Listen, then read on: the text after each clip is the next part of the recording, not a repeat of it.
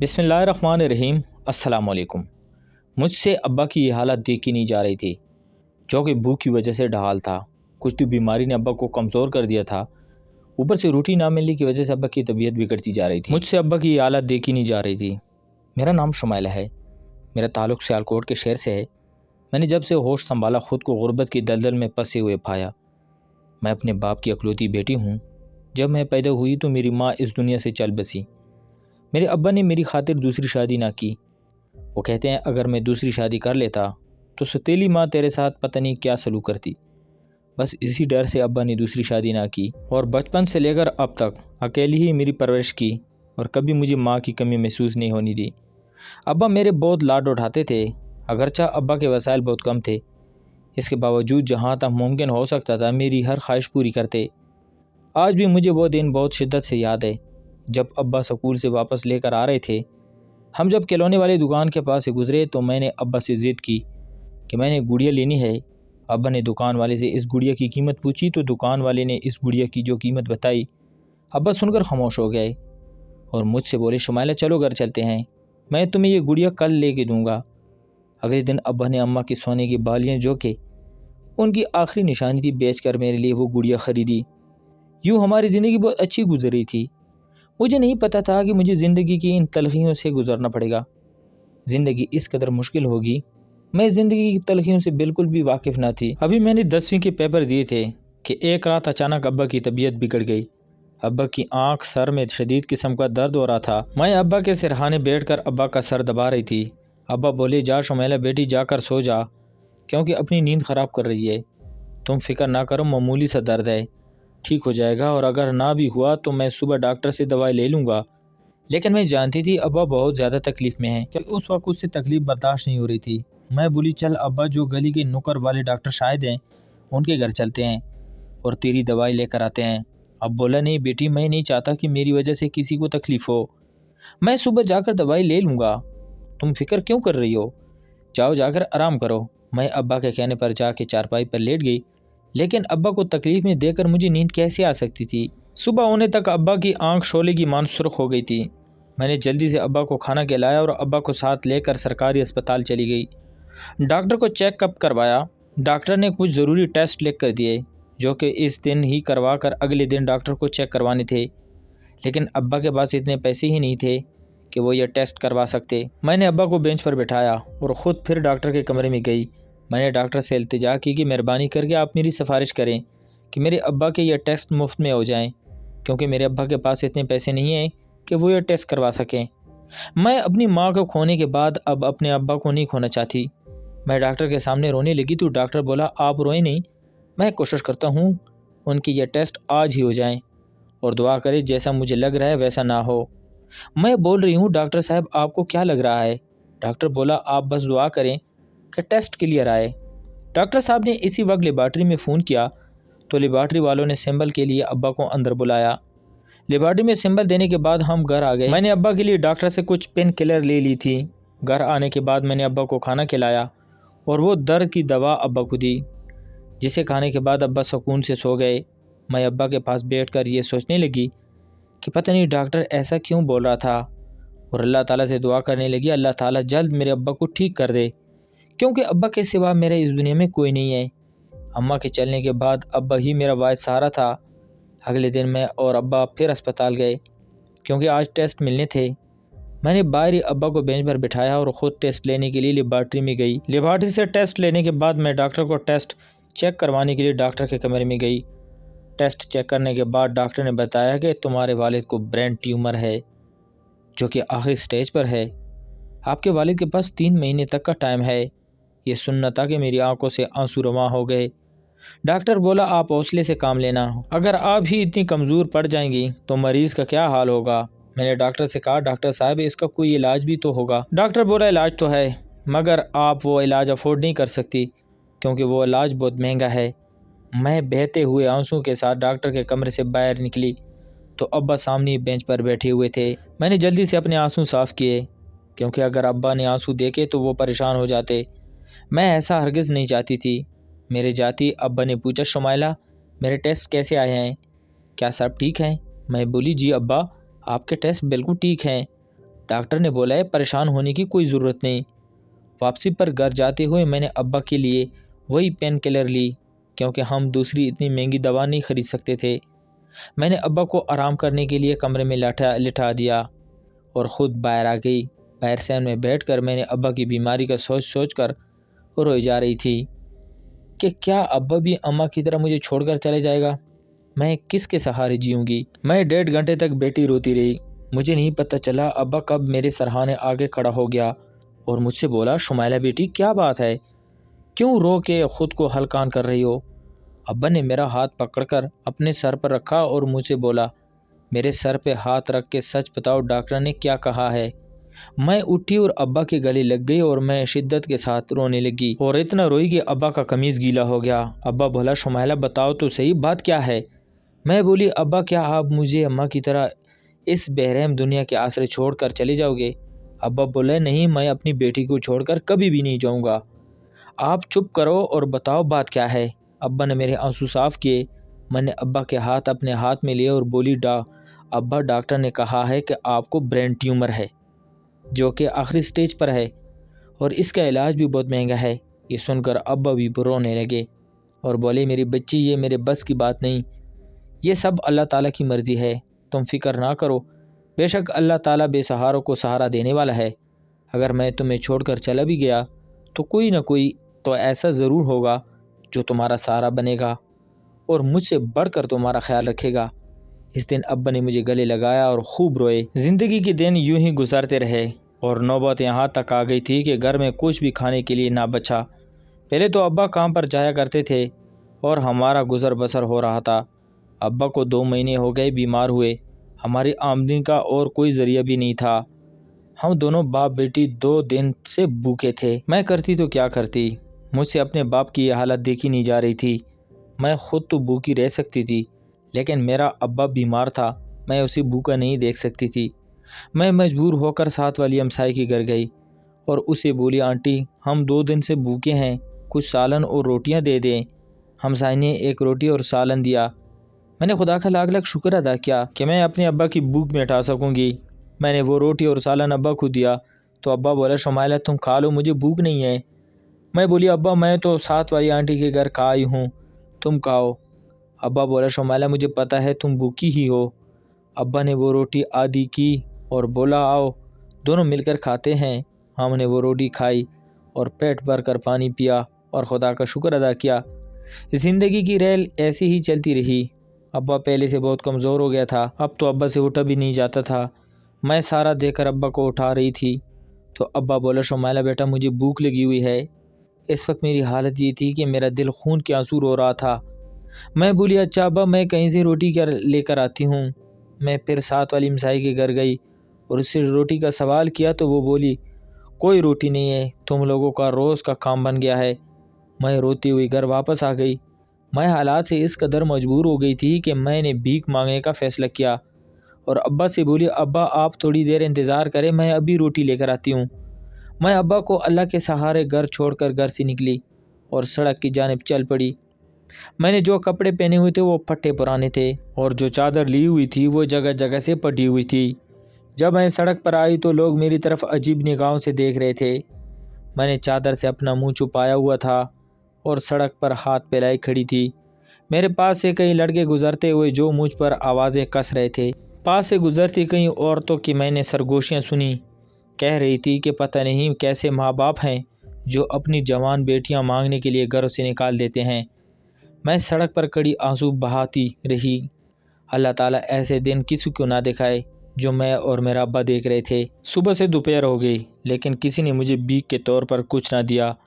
میں گھر جانے کے لیے مڑی تھی کہ پیچھے سے مجھے کسی عورت کی آواز آئی۔ اس نے مجھے 500 کا نوٹ تھمایا اور بولی بھیک مانگنے سے بہتر ہے کہ تم کوئی نوکری کر لو۔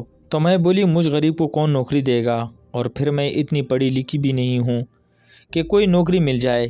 تو وہ عورت جس کا نام نبیلہ تھا بولی اگر تمہیں نوکری کی ضرورت ہے تو میں تمہیں نوکری دے سکتی ہوں۔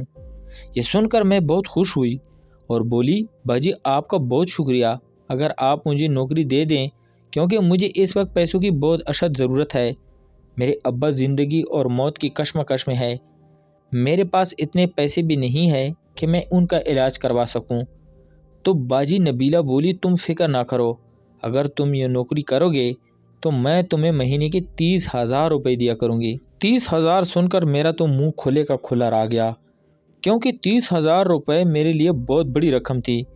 میں نے سوچا چلو اس نوکری سے اگر میں ابا کا علاج نہ بھی کر سکی تو ابا کے لیے دوائی تو لا سکوں گی، افلاس اور بھوک کی زندگی سے تو جان چھوٹے گی۔ میں نے باجی نبیلہ سے بولا لیکن مجھے کیا کام کرنا ہوگا؟ تو وہ بولی تمہارا گھر کہاں ہے؟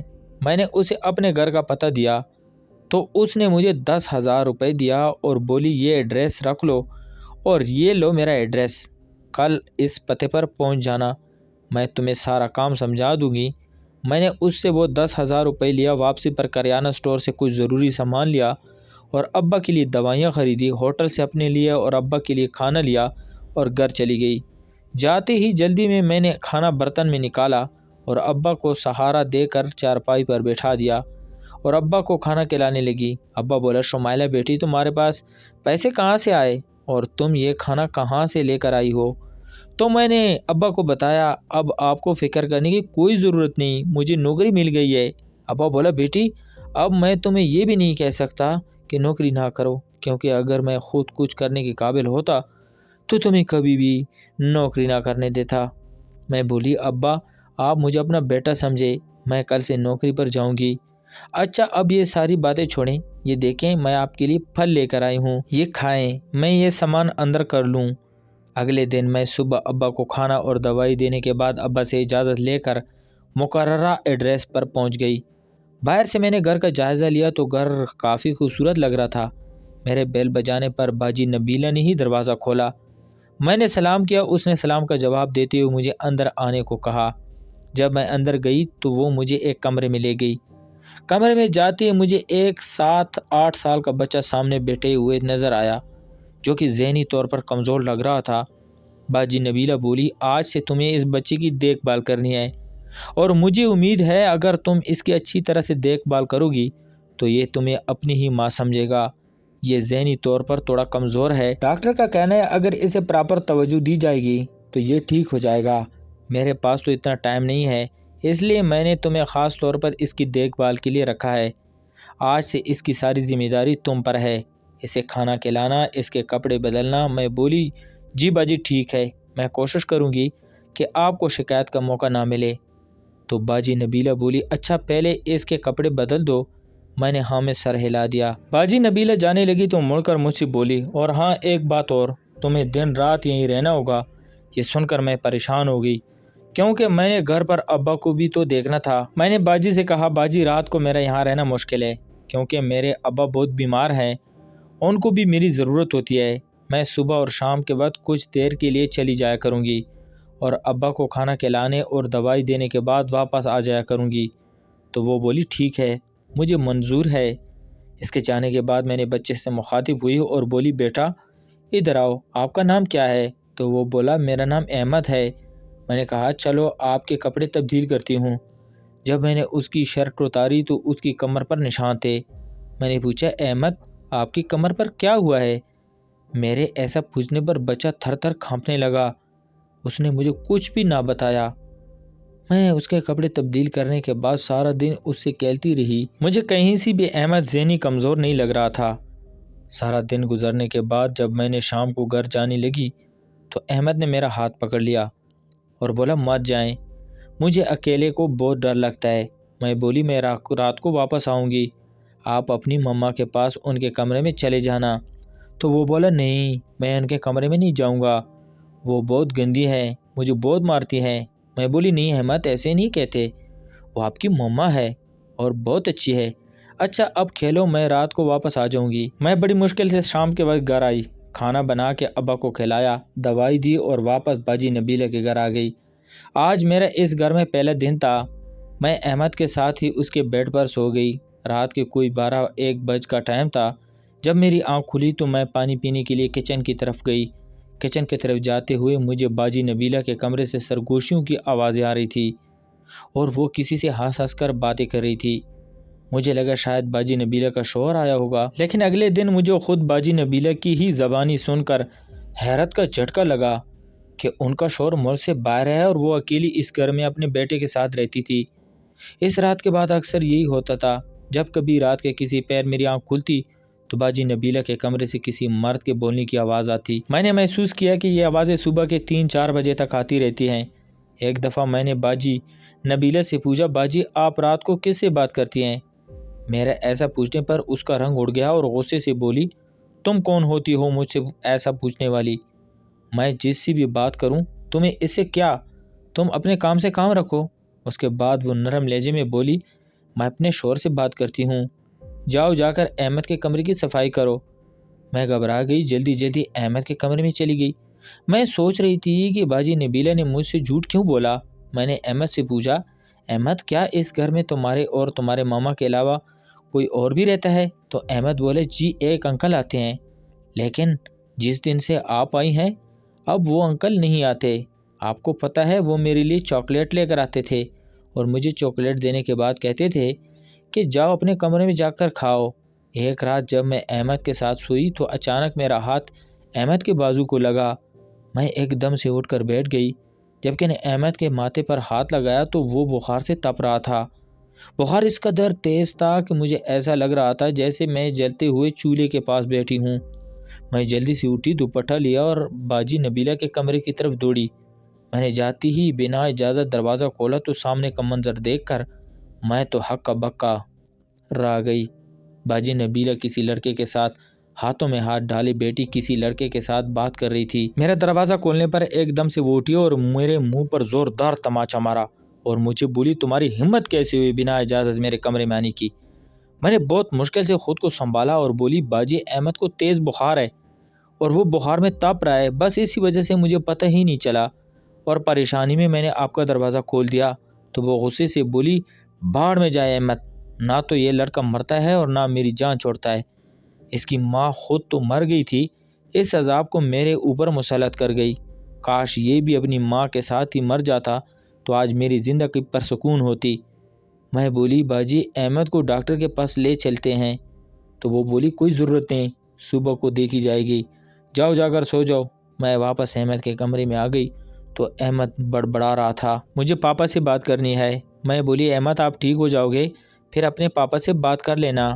میں نے ٹھنڈا پانی لیا اور اس سے احمد کی پٹیاں کرنے لگی تو کسی حد تک احمد کا بخار کم ہو گیا۔ تو احمد بولا، ماما نے اپنے پاپا سے بات کرنی ہے۔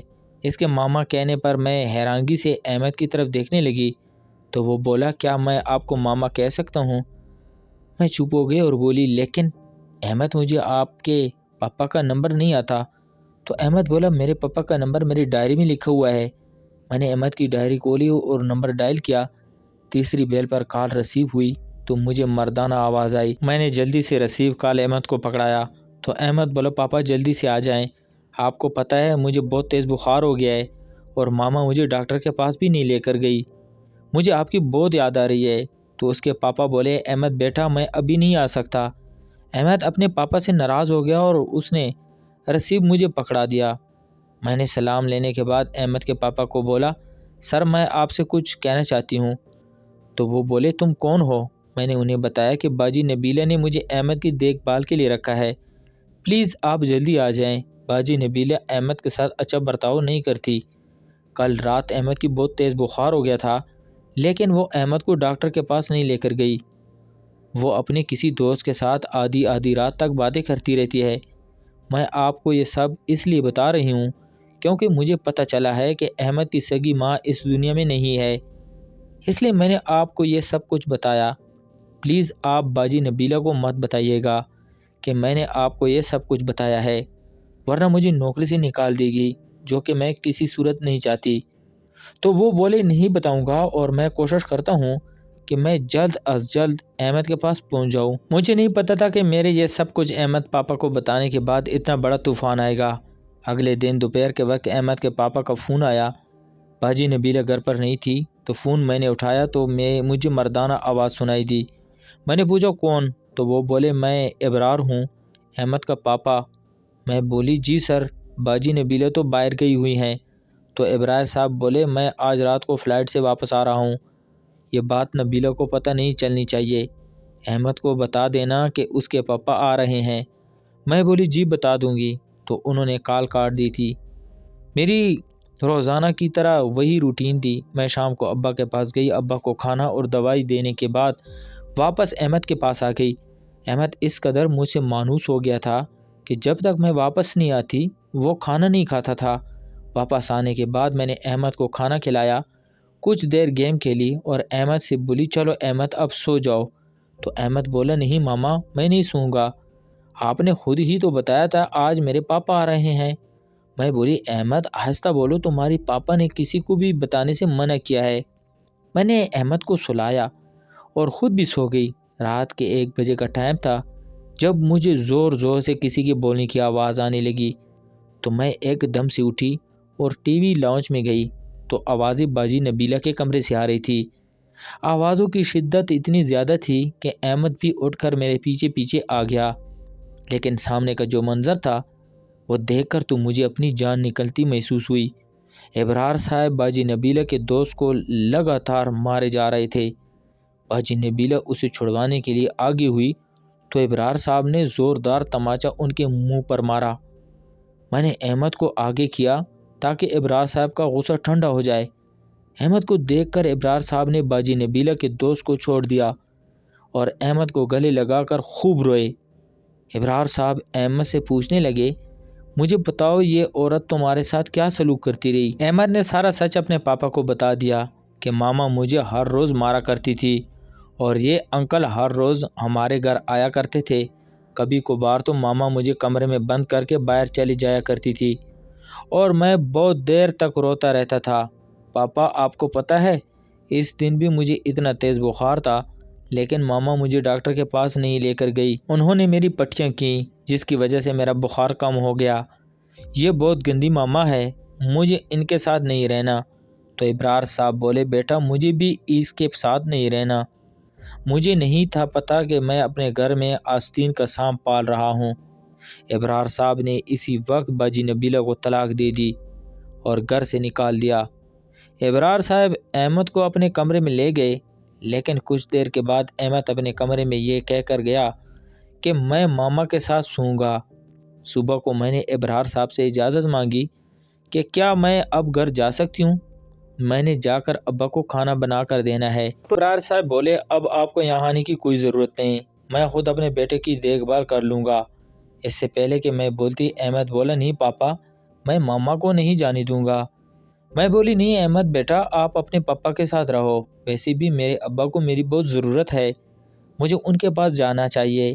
میں نے جاتے ہوئے احمد کو پیار کیا اور ابرار صاحب کو سلام کرتے ہوئے آنے لگی تو ابرار صاحب بولے مجھے اپنا ڈریس دیتی جاؤ، تمہارا جو بھی بنتا ہے میں تمہارے گھر پہنچا دوں گا۔ میں نے ابرار صاحب کو اپنا ڈریس دیا اور ان کے گھر سے نکل آئی۔ دوپہر کو ابا بولے شمائلہ بیٹی کیا تمہیں نوکری پر نہیں جانا؟ تو میں بولی نہیں ابا اب ان کو میری ضرورت نہیں ہے۔ رات کو سونے کے لیے جب میں اپنے بستر پر لیٹی تو مجھے بہت بے چینی سی محسوس ہو رہی تھی۔ مجھے پتہ تھا اس بے چینی کی وجہ احمد ہے کیونکہ اس کی عادت ہو چکی تھی۔ احمد نے اپنے پاپا کے لاکھ منتیں کرنے کے باوجود بھی کھانا نہ کھایا اور بھوکا ہی سو گیا کہ میں ماما کے ہاتھوں سے ہی کھانا کھاؤں گا۔ اگلے دن صبح صبح ابرار صاحب احمد کو ساتھ لیے ہمارے گھر آئے۔ ابا کو سلام کرنے کے بعد انہوں نے میرا پوچھا، میں کچن میں ابا کے لیے کھانا بنا رہی تھی تو وہ کچن میں ہی آ گئے اور مجھ پر برسنے لگے کہ تم نے میرے بیٹے کی عادتیں بگاڑ دی ہیں، اس نے ہر وقت ماما ماما کی رٹ لگائی ہوئی ہے، تم کل سے نوکری پر آ سکتی ہو، کل سے نہیں بلکہ آج سے ہی ہمارے ساتھ چلو۔